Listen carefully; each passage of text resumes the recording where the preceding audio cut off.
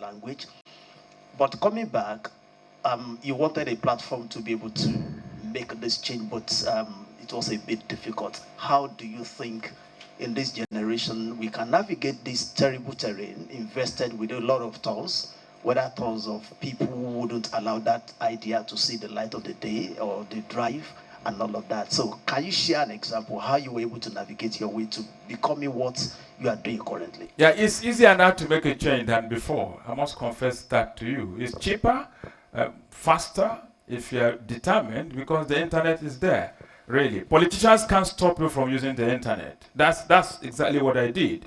So when I tried to reach the politicians directly to sell my ideas to them, which I brought in from abroad, and it was almost impossible to reach them directly. So I went to the place where I didn't need their permission. I just created a group on Facebook and named it Nigerian Teachers. I didn't need any government officials' permission to be able to do that. I created it, and then every day I made a post there because I realized that education was going to be the major instrument we need as a society to move forward. And until we are able to touch the lives of the teachers, who should be front and center in what happens in that sector, positively, and inspire them and get them to know that they are doing a very important job, despite the fact that they are not paid well. Okay, so when I realized that, I had to intervene, created that group, and every day, 2-3 times, I will go there and make an intervention, encouraging them and getting them to know that what they should be taken away from the classroom is not just salary. Because at that point, they were already getting dejected and people were resigning and leaving the industry. And then I started sharing my own experiences that despite the fact that I wasn't earning a lot of money, I had been able to get around using the little money I had. I multiplied it using wisdom coming from the scriptures, and then built coalitions, got into networks across the world. I must have mentioned it where you probably have heard before, that my parents didn't give me education beyond secondary school because they didn't have the means. They knew the value of education. They would have loved to send me to university, but they couldn't because my mom died immediately after I finished, soon after I finished secondary school, and my dad couldn't fool the bill of university education alone. So I picked up the job in the public service in NEPA and stayed on there, did my undergraduate program on part-time, and then moved on from there. Today I have over 10 professional certifications. I have 2 master's degrees. I have a doctorate from world-class universities. I've been in Cambridge, I've been in Oxford, I've been several universities around the world. And that's because I realized, just as Dr. Mohammed was mentioning, that knowledge is very important. We shouldn't deceive ourselves in this part of the world into thinking that we can accomplish everything we want to accomplish with a good education. And when I say good education, it's not just certificate. These days, when I was much younger, if I write my name, I will put all my certifications in front of my name. I no longer do that because I've discovered that at the end of the day, it's not really the certificate that makes the difference. It's what you're using that knowledge to accomplish for society. So the best I do now is just write Peter Ogudoro, PhD, that's all. It ends there. But there are several other credentials that are there, which are not very important. And of course, if you come from the kind of environment that Dr. Andy comes from, you know that your credentials are not that important. Is obviously the reason why he can call me Dr. Peter and call Dr. Mohammed is because they know they are talking to an African context. In the UK, nobody cares. I'm Peter and he is Andy, really. And so whatever knowledge you acquire, you're acquiring it because it's relevant, you're acquiring it because it's going to make a difference. Whatever skill you have, it's not just for you to make a living, it's for you to first and foremost make a difference. And if you're not making the difference with what God has given you, you're wasting God's resources, and that is not going to make him happy. So I'm emphasizing that in today's world, it's much easier to make a change, to impact society, than it used to be 20 years ago. You don't need money other than your smartphone to set up a group on Facebook, to set up a platform on Instagram. TikTok is much easier. You just need to make skits 2 minutes, and some of these things can go viral. Some of the posts we have on our platform reach as many as 10 million people. Just one post posted by a teacher, and 10 million other teachers across the world are impacted. People who had already made up their mind to leave classrooms because they felt they were not being paid well.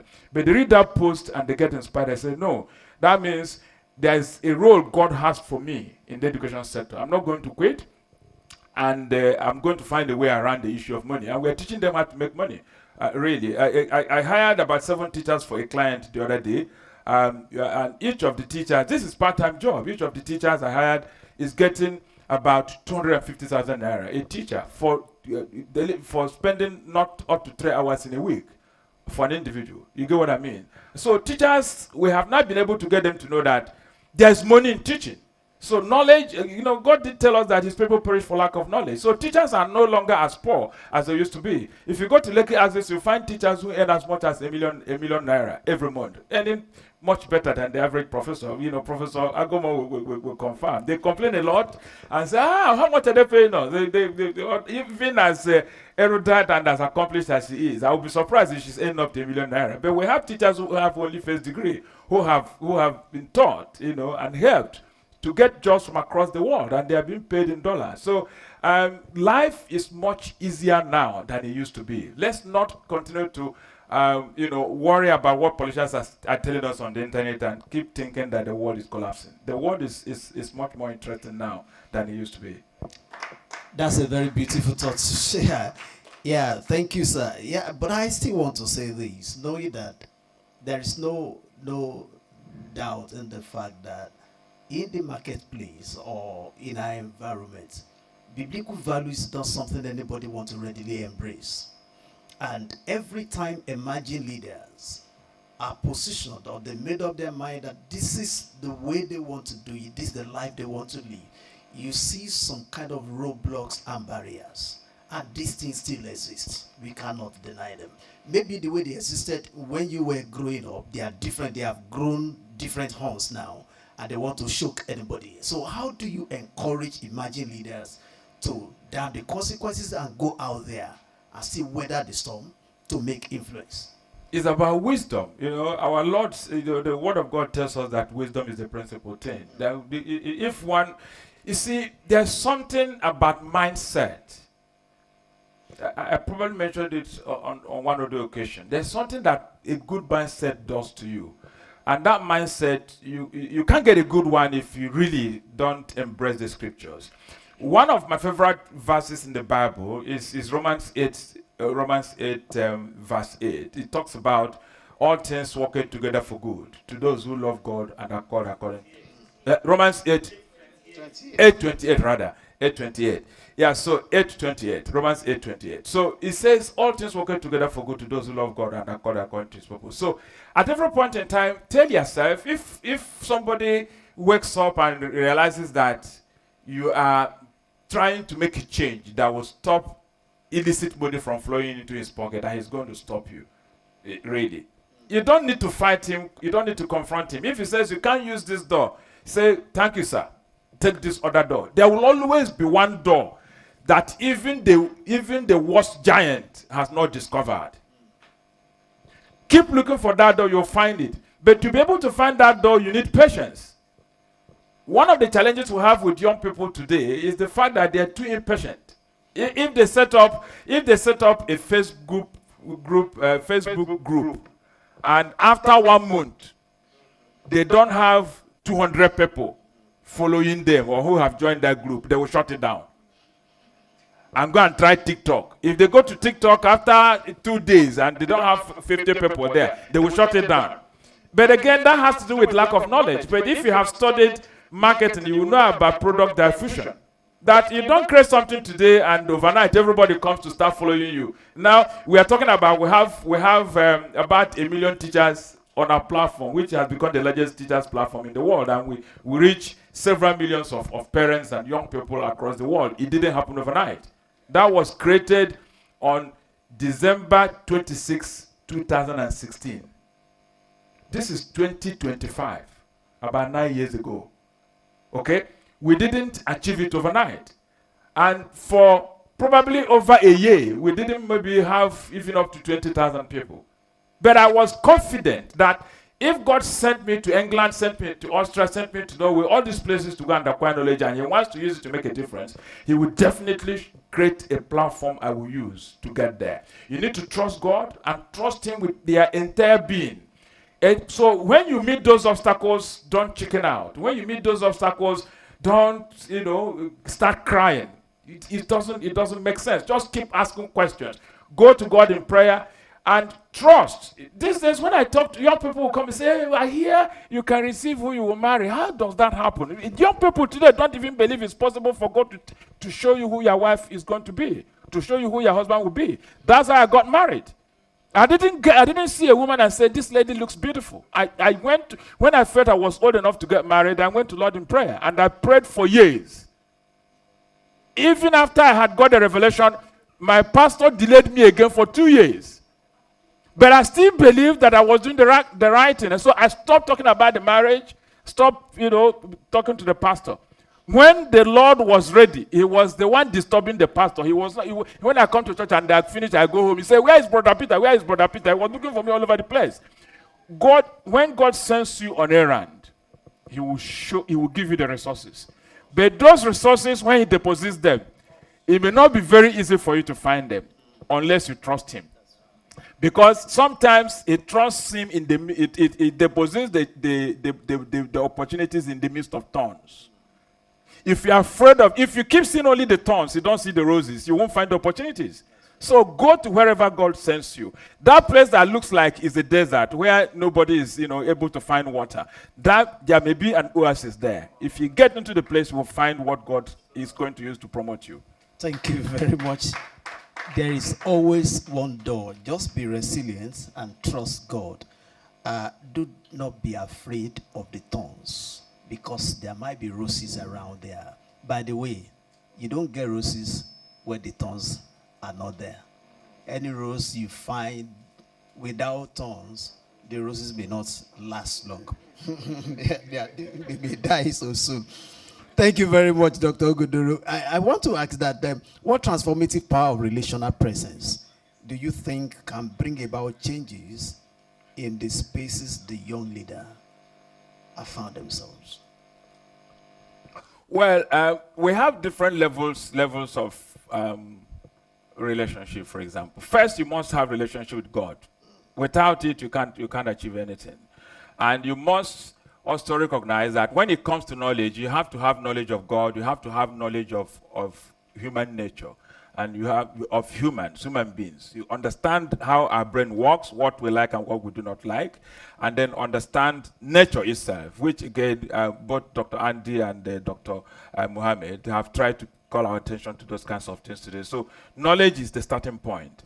In my doctoral research, one of the areas I paid special attention, to happen to be how to build social capital. You need people. In the world we live in today, your certificate is not as important as members of your social network.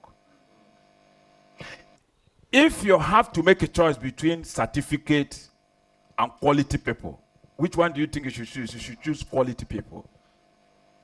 And so I have underscored quality people, not just numbers. It's better to have 7 people who are useful than to have 1 million people who are useless. Get into the right networks. Choose your company carefully, because at the end of the day, the average value of the people in your network is what you will become. So if you start at the top, so if we have 10 people in your group and you are at the top 90% all the time, but there are some people there who are 50, 30, 25, 50, 50, 60. At the end of the day, you're likely to discover that you come below average, because you have made yourself to be an individual who is always functioning in the midst of people who are below average. And when we say below average, we are not talking about financial net worth. That may be important if what you need is money. Then get into the midst of people who know how to make money. If you can reach Dangote, find a way to reach Dangote. And you may sit down here and say, so how do I reach Dangote?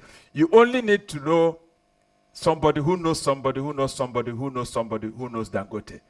That's how the world works. Nobody should sit down here and think that because you come from a lowly, economic background, that you cannot reach Dangote. That's not true. I reach virtually everybody who matters in this country, including Tinubu. If I want to reach Tinubu within the next two days, if that is important to me, I will reach him. Because I know somebody who knows somebody who knows somebody who knows Tinubu. I start with that first person who knows somebody who knows somebody who knows Tinubu, and eventually I get there if I think I do need that. So these young people, we need to pay attention to that. Establish a good relationship with God. Learn to pray, asking for what you want, and make sure you are not asking amiss. A lot of times, the reason why we don't get what we're asking for, and the Bible accounts for this, is because what? We're asking amiss. If you're just asking for the purpose of self-aggrandizement, if you're asking for the purpose of looking good, for people appreciating you and celebrating you online, you want to be like the next celebrity. If that's just what you're doing, then forget about it. This Saturday, I'm going to have an international conference. It's not my money. Don't always insist that it has to be your money. You can use other people's money. You can use other people's intellect. You can use other people's resources. That money is coming from the US. The World Body for School Counselors. I approached them and said, look, you people are here enjoying in the West, in Europe and North America, but there are people, young people, marginalized young people who are very smart, who can make a difference in our world. How do we help them? We can't help them if we don't empower school owners, school leaders, and school counselors. Are you happy to assist us with some resources so that we can share what we know with them? And they say, Peter, that does make sense. We're going to work with you. And they're putting resources in that. And we are going to do that conference for free. Every school counselor in Nigeria, and they're coming from the top schools, will be attending for free. We'll give them food for free. It's a conference that is worth over 250,000. Apart from them attending for free, we are going to give them money for their transport and for lunch. Okay? It's not my money. It's other people's money. If you start from somewhere, you'll be able to get to your destination. Just make sure you trust that God will always open the doors that are necessary. Thank you very much. I think you want to encourage Dr. Ogudoro for that submission. Build a very strong relationship with God. Do not think, regardless of the knowledge and the skill we have acquired, we cannot do it alone. We need very strong social capital. And then you should be careful the people you surround yourself with. Okay, how can leaders make sense of their purpose in each community and culture in order to catalyze positive change in the society? Yeah, I think it's one of my mentees on this program. I was discussing that with him recently. We have to know that when you become a Christian, you have a new community. But the challenge we have had in Africa is that we become Christians and we are still more loyal to our tribes. We prefer to bury the way we bury in our tribes rather than the way a Christian should bury. We prefer to do naming ceremony the way we do naming ceremony in our tribes. And most of those things cost much more money than they should cost. So you find people who will tell you they don't have money to pay school fees to go to maybe University of Lagos to acquire the next skill, but they have money to do naming ceremony that will cost ₦1 million. They have money to buy a shebi that will cost 20,000. And the next event, the next wedding, the next naming ceremony, the next wedding anniversary, they will still have to buy another ashebi. But to pay school fees of their children, they will tell the school owner stories. They will tell their children that they haven't got money to buy the books. So you must prioritize. You must be sure that you are putting, your money in the things that truly do matter. So once you are able to set your priorities right, most of these other things we'll worry about, will fizzle out. That's the way to look at these things. Somebody in the house?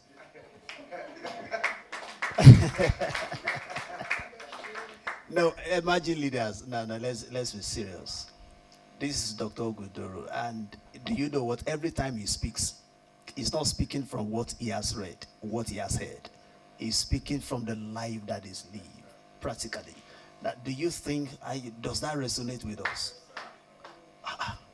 Hello, do we have singles who are yet to get married, who want to slaughter all the number of cows in this world? And Dr. Ogudoro is saying, but I hope you know that he's not saying don't slaughter cow, but make your priorities right. The multitude of what you've got, or the influence you want to make all around, is not as important as the content of what is in the inside of you that will now attract all of those at the end of the day. Dr. Ogudoro, thank you so much for this wonderful moment. We appreciate this knowledge sharing time. And again, before I beckon on the emerging leaders, if you have other questions, thank goodness that we have erudites, great men who are juggernauts in their areas of calling and influence. And we are privileged to have Dr. Andy here, who is actually versatile and vast. In fact, I should tell you that he's the head of International Bible Advocacy Center now. And so having him is such a great privilege. And I can tell you, you know our mommy, Prof herself, bundle of experience, a mother and a scholar. And Dr. Fred is here. I don't know how to describe him. I don't know how to describe him, but you know that he's a man of many parts. We will appreciate your contribution to some of the things that Dr. Ogudoro has shared. So please, you are welcome if you have a few things to share with us in line with that. Before my professor speaks, so let me speak. Professor will be the last to speak. She was my professor when I was doing law in University of Lagos 30 years ago. So she's a mother in Israel, and she's a woman of faith. She has always been able to stand for the faith. Yes, law was a third degree for me. So part of what they are saying, develop yourself. I became a lawyer because of Paul. I just love his writing. I love his rhetorics. You see, out of the 27 books in the New Testament, Paul alone did 13, where they are still contesting who did Hebrew. You see, so that's why I became a lawyer. Now, I really appreciate you. God bless you, Dr. Ogudoro. Young people, learn something from that. Know your God. Very, very important. Because sometimes the road is not clear, it's blurry. But when God says, that is the way, go there.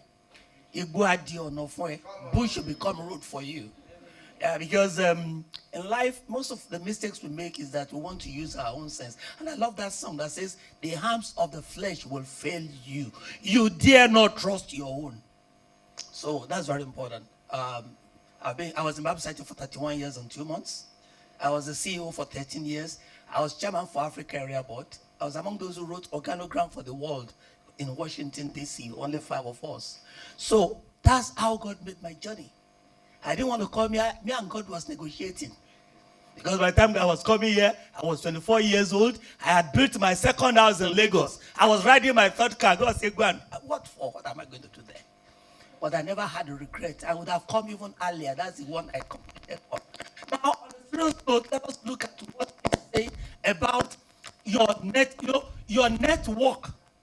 Your network is your net worth. It is not the money in your pocket. Your network is your net worth. When I met Kira Yokobugo, the patron of the Bible Society of Nigeria, in 2008, I became so close to him that when each of the directors was now 40 years old, they wanted him to chairman because Buhari was the special guest of honor.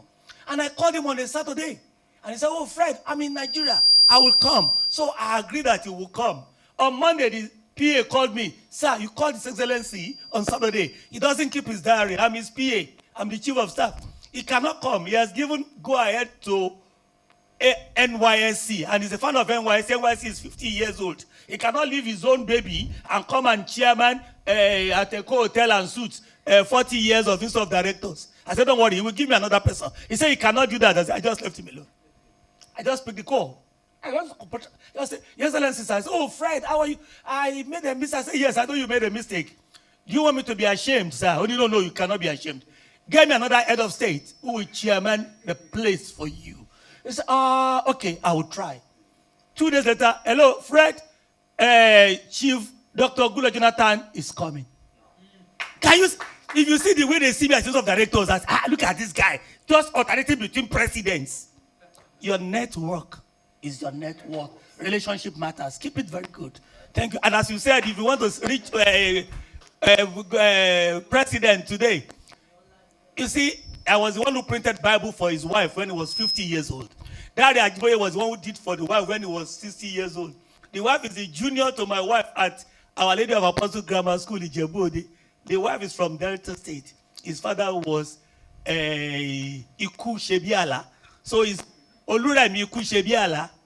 So, you know, your connection is important because So in effect, everybody here today can easily reach Tunumbu. yes, very simple. Through him. Very simple.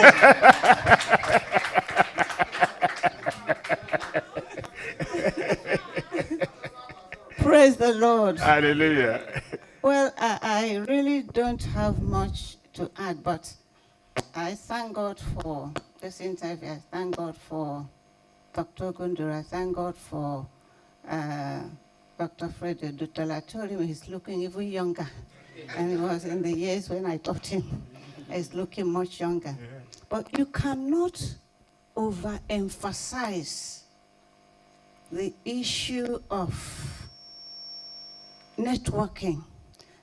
When I joined the group there, one of the assignments, and I told him, I said, look, it says individual, whether your skill, devotion, something will not do it.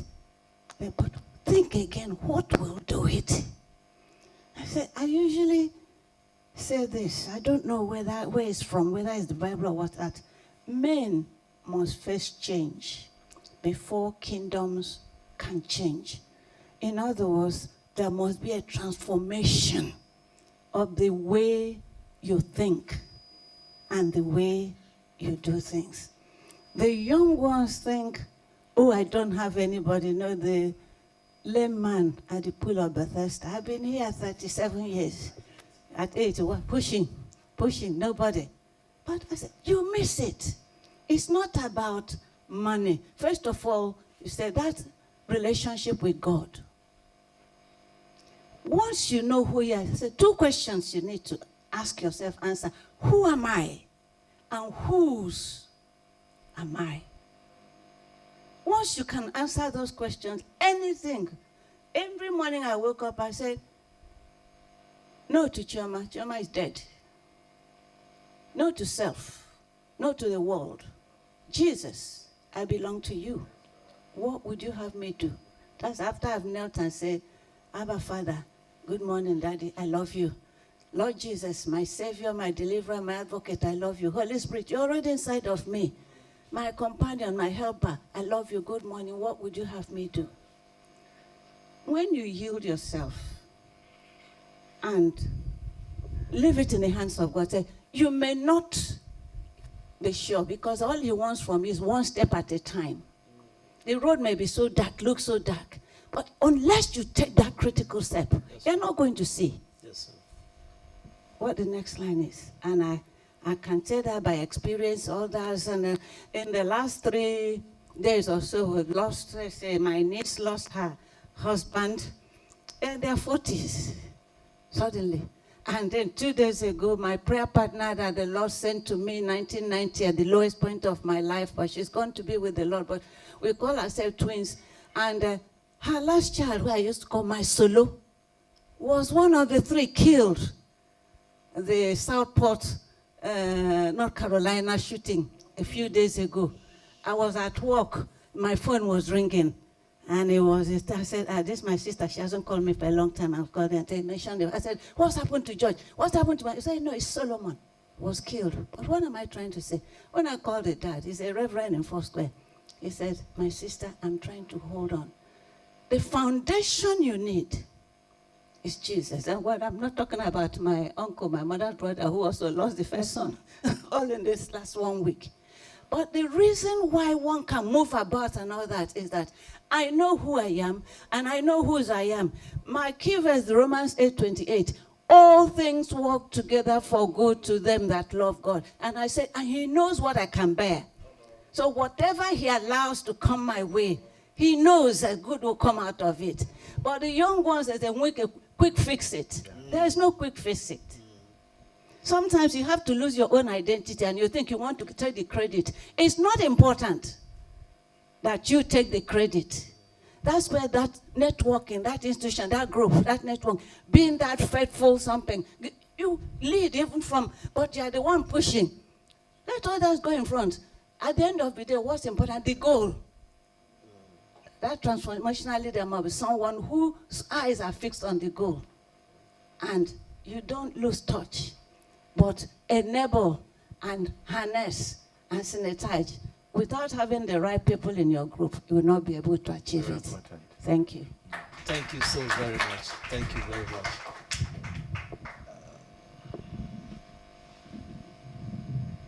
Yeah, thanks for the opportunity. I want to talk on what Dr. spoke on about wasting money on trivial things like marriages, naming ceremonies, and burials.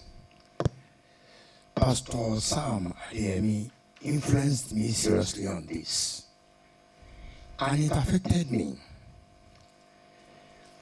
When I was young, very little, I was thinking that on my wedding day, I will block the roads. In fact, I normally said it, that I will block the road because that's the society thing. You block roads when we are growing.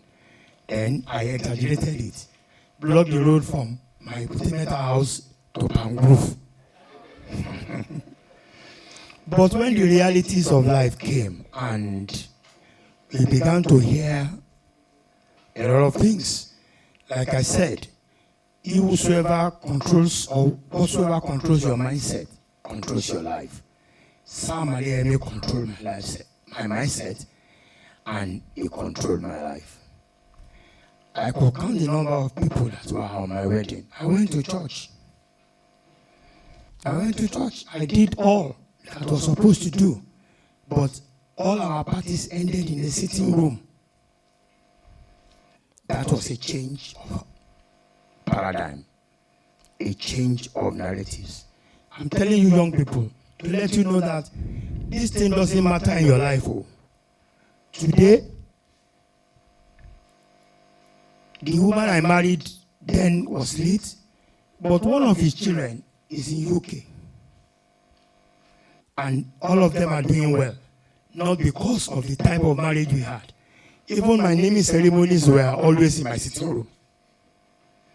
And it didn't affect their lives. They are doing well.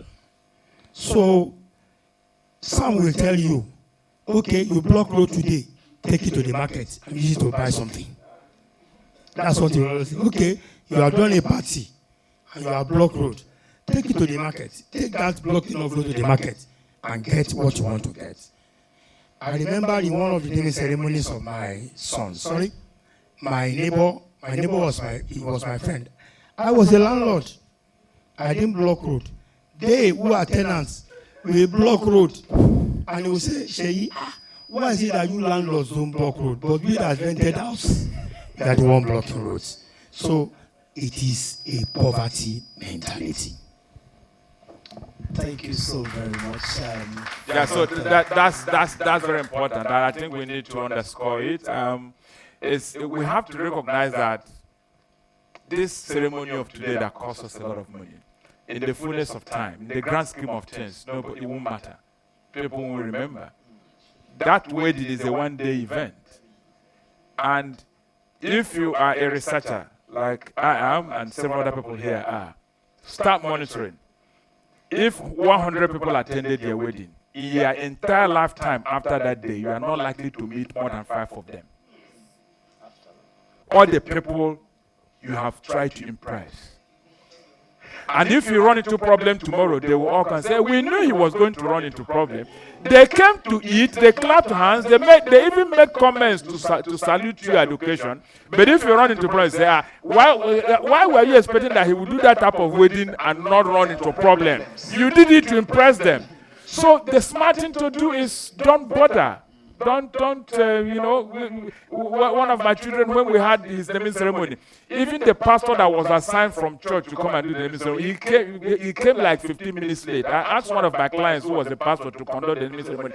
By the time the pastor who was officially to do it arrived, the event was over. So don't...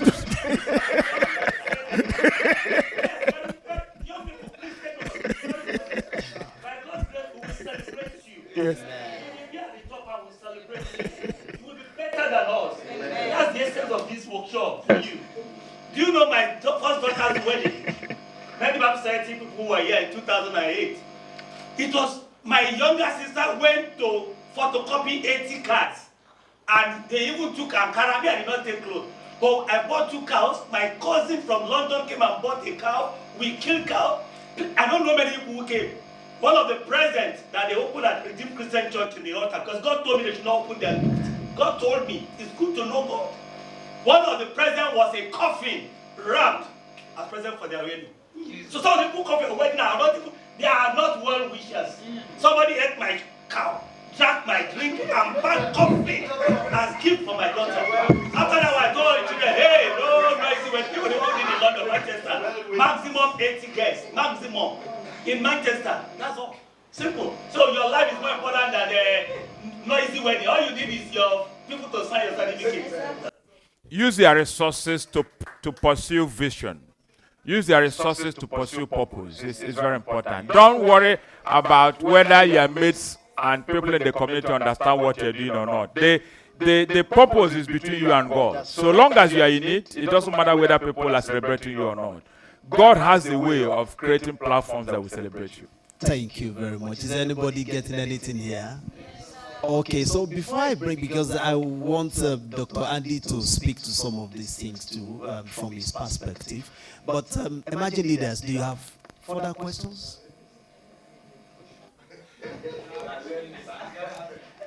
They are answering your questions without asking. I know Dr. Ogudoro actually is hitting something. He's hitting some. You are hitting some persons here. Very seriously. Dr. Andy, please, we like you. Okay, all right, please. Yeah, good afternoon, everybody. So my question was from when you said you had the intuition to create a change in the education sector with the teachers. So I want to ask that, was there at any point when that change was going on that you feel disconnected, or you were like doubting if that was really what you wanted to do and how you handled it, like during the process of change? Like, I know it's not going to be a one-time thing that will just happen in a twinkle of an eye. So was there any point in time that you were doubting that is this really what I wanted to do, or like you feel disconnected, or you want to go into another thing and stop that sector entirely? How did you handle such a period? No, I never had any doubt. Maybe you haven't followed me for long. I have consistently said, especially at occasions like this, if you come today and tell me that Dangote has established a refinery and that you know somebody who can take me to Dangote and I start lifting oil and that I don't need money to start lifting oil and that I will make $1 million doing that every day, I won't follow you. Because I have clarity regarding what God created me for. I'm called to be a teacher, nothing else. I have studied diverse disciplines: advertising, public relations, communication, innovation, HR, education, political science, etc. All of those things I have not marketing. I have not gone and said, let me go and get a job or be a consultant and this and that. All of those things, I have used all that knowledge to just go and run my classrooms. Nothing else. That teaching is everything. And empowering teachers, their students, and other members of the ecosystem of education. That's what God has called me to do. So there's nothing that will take me away from that. In life, the most important idea is for you to recognize that when God sends you, it will give you clarity if you are willing to listen to Him. When He gives you clarity, it doesn't mean that you have to follow only one way to get to your destination. What should remain unchanged is the destination. But the route through which you get there, you should be willing to change it, because society will keep evolving. Prior to my going abroad to study, the way to get people to know you, to follow you, to embrace your message, was to put up adverts on radio, television, and newspapers. But by the time I was finishing my studies, internet had come, and so it became obvious to me that I'm a trained broadcaster. So Prior to my traveling abroad, I was into radio and television. But by the time I returned, it became obvious to me that if you keep wasting your time on radio and television, you won't reach the people you are trying to reach, because those people who used to listen to me on radio and TV no longer watch radio, watch TV, and listen to radio. That's changed. So you must be agile. Follow the trends. Don't go and say, this is how I have always done it, and this is the way God asked me to do it. Make sure you are saying the right thing. God will give you a purpose. The purpose is unlikely to change, but as society evolves, the route through which you get to God's purpose will change. Thank you, sir.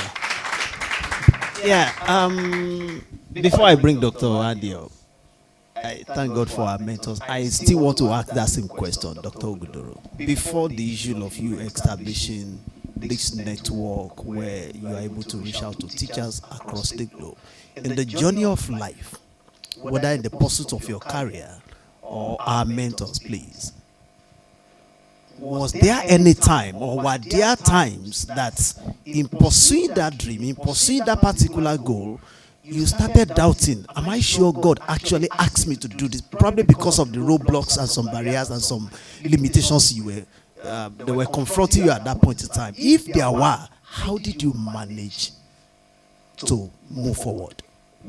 Yeah, well, it seems maybe I have become a very poor communicator on this one. The point I've been trying to emphasize is that I have never had any doubt. Why haven't I had doubt? I prayed and asked God for direction, and I received clearly from Him what the purpose for my life is. So I cannot abandon God's purpose for my life. What I have told you I can change is the methodology of getting there. As society evolves, I have to employ new tools that will work in modern context to be able to get to where I'm going to. I have met obstacles, very dangerous ones, over and over.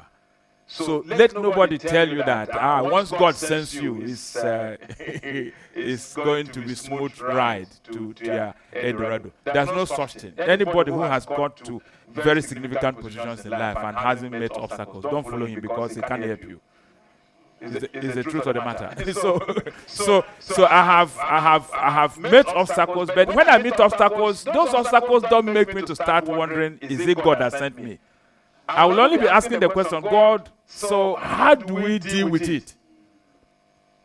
If this door that I thought is the door through which I have to pass through to get to where you are sending me to, it's now closed, how do we still get there? And if I go to bed, sometimes God gives me a revelation as I'm waking up with the new way forward. I have realized that a lot of people, I have said to those who have, paid, especially the people who have gone through my training programs over the years, that most people you find in the places you call church are not believers. What does it mean to believe? You are believe, trusting God, reading the scriptures. Like we have just said in Romans 8:28, the injunction is what? All things work together for good. If fire starts here now, I won't start blaming God. I won't start running it. I will just ask God very quickly. So what's the way? And then, why did you permit fire to come and stop this meeting? God will answer if you are His child. You only need to have that mindset and talk to the right people. Don't get into networks of people who discourage you, who will make useless remarks and question what you're trying to do. I don't attend, for example, village meeting. I'm an Igbo man. Ask the average Igbo man in Lagos. They are into village meetings. I attended mine once or twice. And at the meeting, what I hear is, we are drawing up a constitution. And what are we worrying about? How to bury people who die. How much we will give to the family when the man dies, when the woman dies. So my question, why are we worrying about when people die? Why don't we take care? Why don't we talk of how do we pay people's school fees? How do we help people to go abroad? How do we help people to set up businesses? When nobody was paying attention to that type of thing, I stopped going. And I didn't tell them that I didn't quarrel with their ideas. The reason why we get into trouble is because when we see people who don't believe what we believe, we start arguing with them. It won't work. Don't argue with people who don't understand what they are doing. Just walk away. Go and check the Lord himself.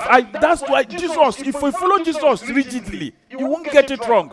When he stayed in his own local community where he was born and they didn't know his value, did he stay there? He happened to be God with them. Did he start performing miracles for them to listen to him? He walked away. He went to places where people knew his value. Don't stay in places where people don't know your value. This is very important. So, just issues of doubt or no doubt. I don't have doubts about things. I can only ask God for what's the new way forward. And virtually all the time, He will provide the answer. Thank you very much. Yes. Yeah, people will have doubts. People will have doubts. Yes, I will tell you this. Because in life, God is with us differently. Dr. Ogudoro is dealt with differently. And I really appreciate his stance and his faith. And look at the facts he has brought us today. Many of us waste our time in such meetings, those town meetings, and sometimes they are negative. They will tell you your family, something is following you about. Tell you are starting going for deliverance. Now, I had doubts. And why do I have doubts? It's normal sometimes. Even Elijah said, God must kill me now. Don't say you are stupid. You just finished with Baal. You just destroyed them. You said, I'm not better than anybody in my father's house. Elijah, the prophet of fire. So, that's it. Sometimes you get to a stage in your life, you want to say, God, did I hear you very well? Now, in 1994, I resigned because something happened. They wanted me to implicate the general secretary. And I was in Nairobi, Kenya. I was in US. He was in Nairobi, Kenya. So I came before him. He was going to be there for 10 weeks. I was in the US for only New Mexico, Albuquerque. And they said, this something has happened, though. You must come and write your petition. I said, against you, say against it, yes. What has he done? He has not done anything to me. So I said, no, I'm not writing. Eventually, they said, oh, we went to pay for a vehicle, and they have given us commission. I said, what? I said, no, he doesn't know about it. So eventually, I was able to go to the board, show them the situation that the man they want to implicate, he doesn't know about it. So let me, and the head of finance who knew about it. How do you bring in a person who doesn't know about it? Because the man was outside the country. When he came, I was the one everybody was against. Because I didn't play along. No, if you pull anybody down, they will pull you down. It is your turn. I refuse to do that. Don't pull anybody down. Eventually, they wasted the money, they collected the money back, and they had to pay 3 times the price for that vehicle. I resigned. I was angry. They are wasting God's money. I resigned and I left. The president then, Itive, when he had, because there was no mobile phone, he just called off his money. Can I talk to a friend? They said, he resigned yesterday. He said, I hope you have not accepted his resignation. Call him back. He cannot resign. As if he's the owner of my life. But the man asked me one thing. He said, did you tell God before you resign? I said, God has wasted my life in Bible study for 12 years. I want to pick it up. I was there in 1982 and this is 1994. I said, God has wasted my life here for 12 years. I want to pick my life again myself. He said, what if the same God kill you today? And that's why they did not accept my resignation. I went back. So at the end of the day, when I was going to be GS, I did not apply because everybody was against me. US was against me because their Bible has Savior without you and labor without you. I said, I don't want the American version of Bible. So, I was too blunt. I say England was not giving us the same price as South Africa. We are getting economy of scale.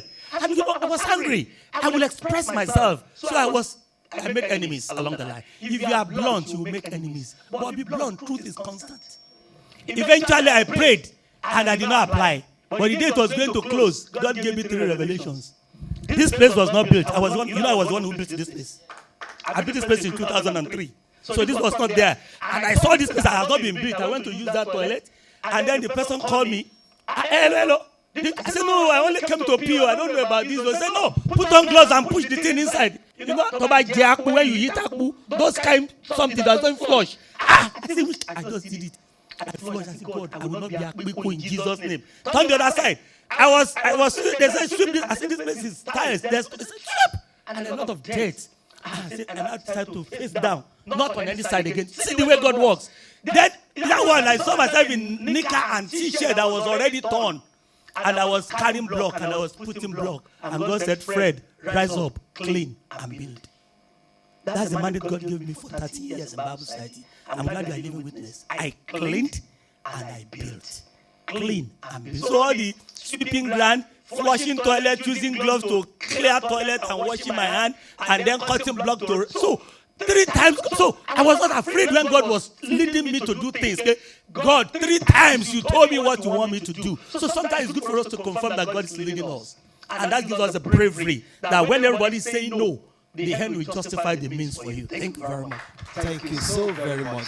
Please, Dr. Andy, we need you to contribute to the... Before God. And I was doing the right thing because I thought, well, I'm pretty sure this is biblical, what I'm asking people to be doing here. And what this very wise person went and said to me is, Andy, you are getting downhearted because you think if you're doing things well, everything will go well. He said, you are guaranteed, he said, that if you're on target, you will be taking flak. It was something that the British talk about from the Second World War. The bomber crews knew they were on target when they were taking the heaviest fire. And so every time I'm listening to different people talk about their leadership experiences, it's interesting to hear that, I've had trouble. I've come across problems. But one thing that Dr. Peter shared was that I had no doubt. There was a very strong conviction that everything was built on a firm foundation. So as leaders, as emerging leaders, the lesson that I feel is coming through very strongly is you build on the rock. Yeah. If we go back to that diagram that we had this morning with those circles, I didn't tell you the ultimate diagram that I've got in my head, which is the goal is the kingdom of God. The leader who has the vision for that goal is God. And Jesus came to earth and showed us the way. We are the followers. Even if we're leaders, we're following that lead. We're moving towards that kingdom. That is the place where we can say that's our foundation. We trust God. We follow His way. We follow His lead. We have that relationship, is what we've been talking about today, with God that is absolutely rock solid. And then when all this other stuff kicks off, because you are guaranteed the prince of this world will not be happy when you start something that starts to push against his plans, his purposes, his strategies. And when you start to join in with what God is doing in breaking through in some very dark and difficult situations, and I am, from my experience in education, I'm well aware that education can be a very dark and desperate place for many people. There are teachers who are despairing about going into roles and having this desire to be this sort of encourager, to be one who nurtures talent, to raise up the next generation. And then they just see all this stuff happening around them and they just despair and give up. It can be a very discouraging place.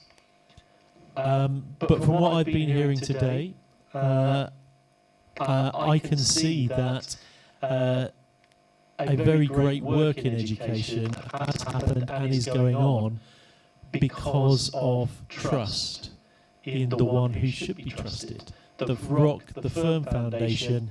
And if you go through your scriptures, you will see again, as I started the day, I will be with you. It doesn't matter what gets chucked at you and all the rubbish that can happen, God goes with you. And if you walk with Him, then there is no doubt that you're doing the right thing. So thank you for what you shared, Dr. Peter.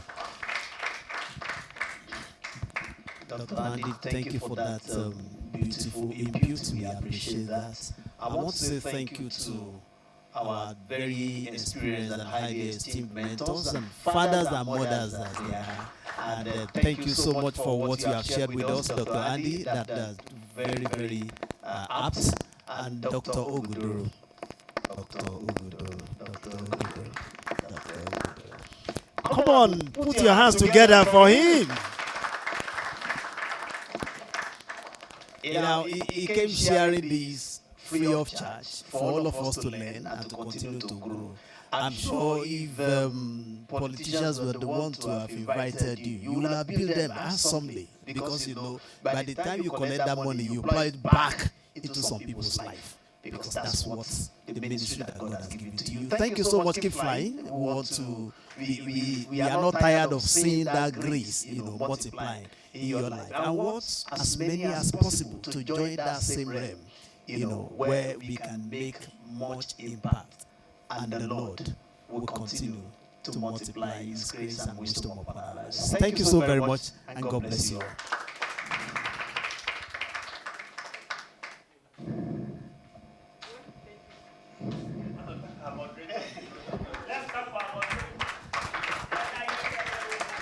Thank you so much.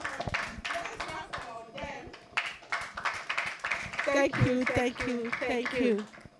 So, in the next 45 minutes, we should